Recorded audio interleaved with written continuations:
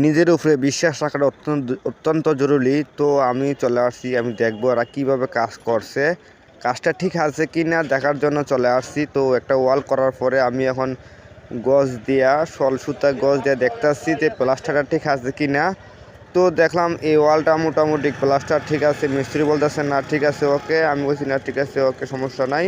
যে পরে ওয়ালটা যখন কাজ করতেছে ওটাও একটু দেখি কি অবস্থা, দেখি একটু সরত, এই দেখি না ওয়ালটা এটাও মোটামুটি ঠিক আছে, ওয়ালটা সলে গজে ঠিক আছে, সমস্যা নাই।